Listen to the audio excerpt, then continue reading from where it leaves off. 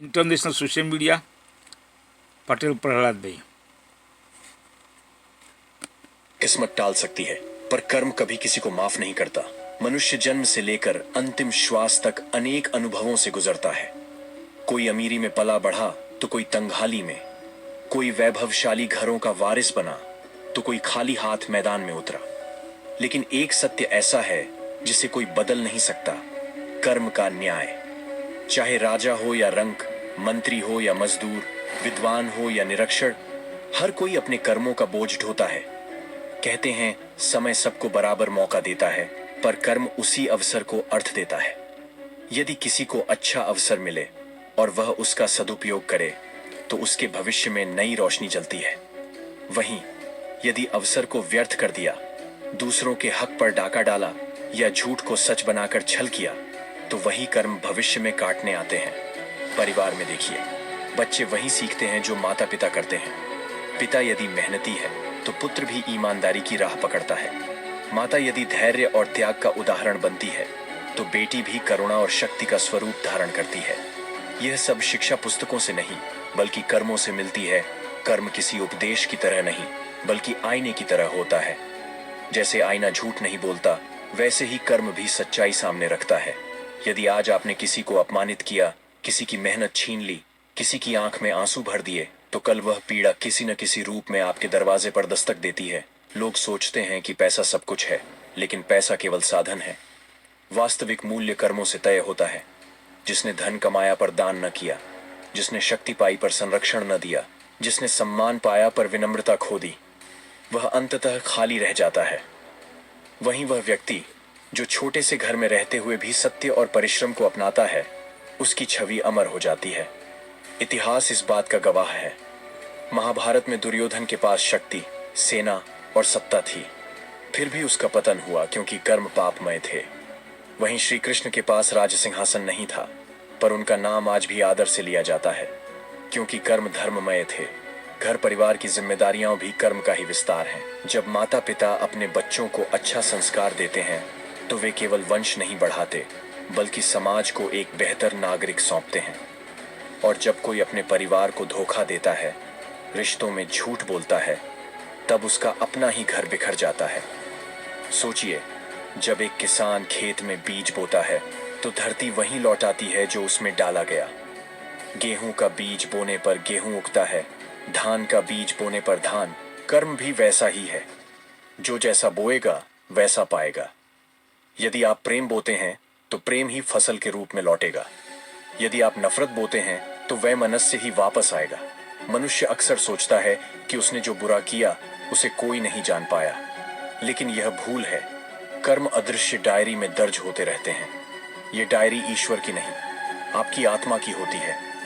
आत्मा कभी झूठ नहीं बोलती। रात के सन्नाटे में जब सब सो जाते हैं, तब यही आत्मा भीतर से आवाज देती है कि आज आपने कहां अच्छा किया और कहां बुरा। दुनिया की सबसे बड़ी सजा अदालत नहीं देती, बल्कि मनुष्य का अपना कर्म देता है। अदालत से बरी हो जाना आसान है, पर आत्मा से बरी होना असंभव है। इसलिए इंसान को चाहिए कि अपने आचरण को इतना पवित्र बनाए कि उसे रात में खुद से नजरें चुरानी न पड़े। कभी कभी लोग कहते हैं कि फल तुरंत क्यों नहीं मिलता। इसका उत्तर वही है जो बागबान देता है। बीज बोने के बाद पौधा समय लेकर फल देता है। कर्म का परिणाम भी धीरे धीरे प्रकट होता है। आज आपने किसी भूखे को भोजन दिया तो हो सकता है कि उसका प्रतिफल कई वर्षों बाद किसी संकट की घड़ी में आपके लिए जीवनदायी बन जाए। जीवन का गणित बहुत सरल है। जितना अच्छा दोगे उतना अच्छा पाओगे, जितना छल करोगे उतना ही कष्ट लौटेगा। यही कारण है कि बुजुर्ग हमेशा कहते हैं, बेटा कर्म अच्छे करना, भगवान सब देखता है। मनुष्य अकेला जीवन नहीं जीता, वह परिवार, पड़ोस, समाज और पूरी दुनिया के ताने बाने में बंधा रहता है। हर एक रिश्ता केवल भावनाओं से नहीं बल्कि कर्मों से टिकता है। यदि आचरण सही हो तो रिश्ते मजबूत रहते हैं। यदि व्यवहार दूषित हो तो खून का नाता भी टूट जाता है। सोचिए, एक घर में माता पिता ने अपनी पूरी मेहनत बच्चों पर लगाई, दिन रात परिश्रम किया, अपनी इच्छाएं दबाईं ताकि संतान को बेहतर जीवन मिल सके। यदि वही संतान बड़ा होकर अहंकार में माता पिता को अपमानित करे, उन्हें बोझ समझे, तो वह केवल नैतिक अपराध नहीं कर रहा बल्कि कर्म का आर्ण भी बढ़ा रहा है। समय के चक्र में वही संतान भविष्य में उसी अपमान का अनुभव करता है जब उसके अपने बच्चे उसे अनदेखा कर देते हैं। पति पत्नी का संबंध भी केवल वचन से नहीं चलता। यदि विश्वास, निष्ठा और सहयोग के कर्म उसमें हो तो वह जीवन भर सुख का स्रोत बनता है। लेकिन यदि धोखा, अविश्वास और उपेक्षा उसमें प्रवेश करे तो वही रिश्ता कैदखाना बन जाता है। यही कर्म का सिद्धांत है।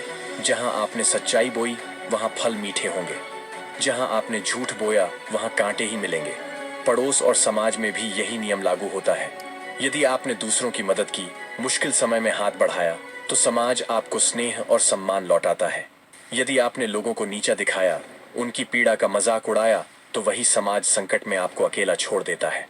महात्मा गांधी ने कहा था, दुनिया में जो परिवर्तन आप देखना चाहते हैं उसे पहले अपने भीतर लाओ।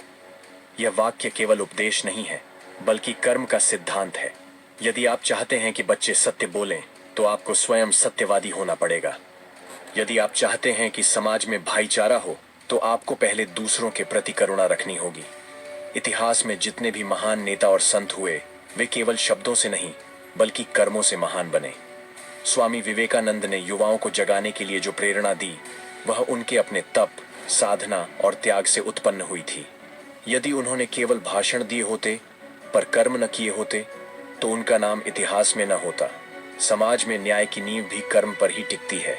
जब शासक निष्पक्ष होकर निर्णय लेते हैं, तो जनता उन्हें आदर देती है। जब शासक स्वार्थ और पक्षपात से निर्णय लेते हैं, तो जनता उन्हें गिरा देती है। यही कारण है कि अत्याचारी राजा कभी स्थायी नहीं रह पाए। उनका अंत हमेशा विनाश में हुआ। एक छोटे से उदाहरण को देखें। यदि कोई दुकानदार ग्राहकों को ईमानदारी से सामान देता है, तो उसका व्यापार धीरे धीरे बढ़ता है। लेकिन यदि वह माप तौल में धोखा देता है, तो भले ही शुरुआत में लाभ मिले, अंततः ग्राहक उसका साथ छोड़ देते हैं।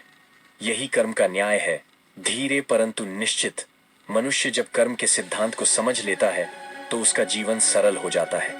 उसे दूसरों को ठगने, छलने या दबाने की आवश्यकता नहीं रहती। वह जान लेता है कि जैसा बोएगा वैसा पाएगा। इस समझ से न केवल उसका मन शांत होता है, बल्कि उसके रिश्ते भी सुखमय हो जाते हैं। परिवार में प्रेम और सम्मान का वातावरण तभी बनता है जब हर सदस्य अपने कर्मों में जिम्मेदारी निभाता है। पिता का कर्म है परिवार का सहारा बनना, माता का कर्म है पोषण और मार्गदर्शन देना, बच्चों का कर्म है आज्ञाकारी और कृतज्ञ रहना। जब ये तीनों संतुलित हों, तो घर मंदिर जैसा पवित्र बन जाता है। लेकिन जब पिता अपनी जिम्मेदारी से भागे, माता केवल स्वार्थ में डूबे और बच्चे अहंकार से अंधे हों, तब वही घर नर्क बन जाता है। दोष किसी एक का नहीं होता, हर किसी के कर्म उस स्थिति का निर्माण करते हैं। समाज में भी यही नियम चलता है। यदि हर व्यक्ति अपना कर्तव्य निभाए, तो भ्रष्टाचार, अपराध और अन्याय खुद ही मिट जाएंगे। लेकिन जब लोग केवल अधिकार की बात करते हैं और कर्तव्यों को भूल जाते हैं, तब अराजकता फैलती है। यही कारण है कि संत और अर्षि हमेशा कहते आए हैं, कर्तव्य ही धर्म है। कर्म का सबसे बड़ा दर्पण संकट के समय दिखाई देता है। जब आप मुश्किल में होते हैं, तब वही लोग आपके साथ खड़े होते हैं जिनके साथ आपने कभी सच्चे कर्म किए होते हैं। यदि आपने केवल दिखावा किया, तो संकट के समय लोग आपसे मुंह मोड़ लेंगे। लेकिन यदि आपने निस्वार्थ भाव से सेवा की, तो वही समाज आपके लिए ढाल बनकर खड़ा हो जाएगा। याद रखिए, मनुष्य की पहचान उसके वचनों से नहीं, बल्कि उसके कर्मों से होती है। शब्द खोखले हो सकते हैं, लेकिन कर्म कभी झूठ नहीं बोलते। दोस्तों, जिंदगी का असली सच यही है कि कर्म कभी किसी को माफ नहीं करता। आज आप जो कर रहे हैं, वही कल आपकी पहचान बनेगा। इसीलिए अपने हर पल को सोने से भी कीमती समझो। हर लम्हे को अच्छे कर्मों से सजाओ। याद रखो, कोई ताली नहीं बजाएगा जब तक आप खुद मेहनत से तालियां कमाने लायक न बनो। कोई सहारा नहीं देगा जब तक आप अपनी ताकत से खड़े होना नहीं सीखते। यही जीवन का नियम है, सारा खेल कर्मों का है। तो दोस्तों, अगर इस वीडियो ने आपको छुआ, आपके दिल में आग जगाई, तो इसे अपने परिवार, अपने दोस्तों और अपने साथी इंसानों तक जरूर पहुंचाओ। और हाँ, सबसे जरूरी बात, हमारे इंस्पिरेशन सुमित को सब्सक्राइब करना मत